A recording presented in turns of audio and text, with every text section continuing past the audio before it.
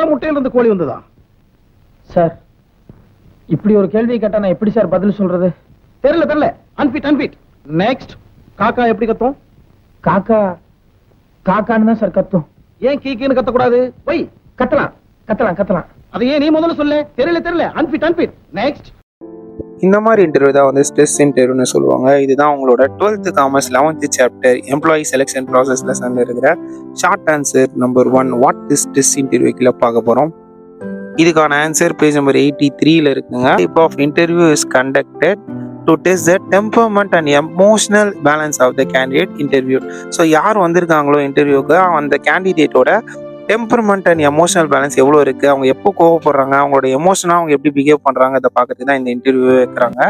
So இந்த இன்டர்வியூவில் வந்து பார்த்தீங்கன்னா அவங்களே வேணும்னே வந்து ஸ்ட்ரெஸ்ஃபுல்லான சுச்சுவேஷன் கிரியேட் பண்ணி அந்த கேண்டிடேட்டை இரேஷனலாக இரிட்டேட் பண்ணுற மாதிரி கொஸ்டின்ஸ்லாம் வந்து கேட்பாங்க. அந்த மாதிரி நடந்துக்குவாங்க. ஸோ இந்த இடத்துல வந்து அவங்க வந்துட்டு பார்த்தீங்கன்னா எப்படி ரெஸ்பாண்ட் பண்ணுறாங்க, எப்படி ரியாக்ட் பண்ணுறாங்க அப்படிங்கிறத பொறுத்து தான் இந்த இன்டர்வியூவில் வந்து செலக்ட் பண்ணுவாங்க. ஸோ மோஸ்ட்டாக இந்த மாதிரி இன்டர்வியூலாம் யாருக்கு வைக்கிறாங்க அப்படின்னா it was conducted for recruiting the sales representatives, for defence, அதுக்கப்புறம் லா என்ஃபோர்ஸ்மெண்ட் ஏஜென்சிஸ்லாம் வந்து பார்த்தீங்கன்னா ஸ்ட்ரெஸ் இன்டர்வியூ அதிகமாக வைப்பாங்க. Next question what is structured interview கேட்குறாங்க. இதுவுமே வந்து அதே 83ல அது கீழே தான் கொடுத்துருக்காங்க. ஸ்ட்ரக்சர்டு இன்டர்வியூக்கு இன்னொரு பேர் வந்து பார்த்தீங்கன்னா கைடர் ஆர் பிளான் இன்டர்வியூன்னு சொல்லுவாங்க.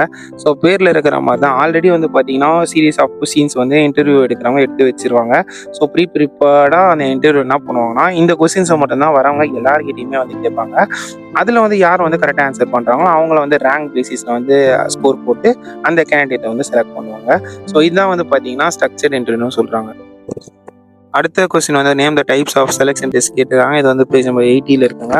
ஸோ செலெக்ஷன் டெஸ்ட்டில் வந்து பார்த்தீங்கன்னா நிறைய டைப் இருக்குது. முதல்ல வந்து பார்த்தீங்கன்னா எபிலிட்டி டெஸ்ட்னு பிரிக்கிறாங்க, அப்புறம் பர்சனாலிட்டி டெஸ்ட்னு பிரிக்கிறாங்க. அந்த எபிலிட்டி கீழே தான் வந்து பார்த்தீங்கன்னா ஆப்டிடியூடு, அச்சீவ்மெண்ட்டு, இன்டெலிஜென்ஸு, ஜட்ஜ்மெண்ட்டுன்னு சொல்லிட்டு 4 டெஸ்ட் வைக்கிறாங்க. பர்சனாலிட்டி டெஸ்ட்டில் வந்து பார்த்தீங்கன்னா interest test, personality test, projective test, attitude test. So நீங்கள் போகிற எல்லா வேலையிலுமே இந்த எல்லா டெஸ்ட்டும் வைப்பாங்கன்னு கேட்டிங்கன்னா கிடையாது. நீங்கள் போகிற ஜாபுக்கு ஏற்றா போல் இதில் எந்த டெஸ்ட் உங்களுக்கு அவசியமோ அந்த டெஸ்ட்டை வந்து கண்டக்ட் பண்ணுவாங்க. லாஸ்ட் கொஸ்டின் வந்து what you mean by achievement டெஸ்ட்னு கேட்டிருக்காங்க. இதுக்கான ஆன்சர் வந்து பேஜ் நம்பர் 81ல இருக்குங்க. ஸோ இங்கே என்ன சொல்லியிருக்காங்க அப்படின்னா this test measures a candidate capacity to achieve in a particular field. இன்னும் கொஞ்சம் சொல்லணும் அப்படின்னா in other words this test measures a candidates level of skill in certain areas. நம்ம வந்து ஒரு பர்டிகுலர் சப்ஜெக்டில் எவ்வளோ ஸ்ட்ராங்காக இருக்கும் அப்படிங்கிறத தெரிஞ்சுக்கிறதுக்காக தான் இந்த அச்சீவ்மெண்ட் டெஸ்ட் வைக்கிறாங்க. இதுக்கு எக்ஸாம்பிள் சொல்லணும்னா நம்ம ஸ்கூலில் வைக்கிற டெஸ்ட் எல்லாம் கூட ஒரு வகையான அச்சீவ்மெண்ட் டெஸ்ட் தான். ஸோ இதுக்கு இன்னொரு பேர் வந்து ப்ரொஃபிஷியன்சி டெஸ்ட்னு சொல்லுவாங்க.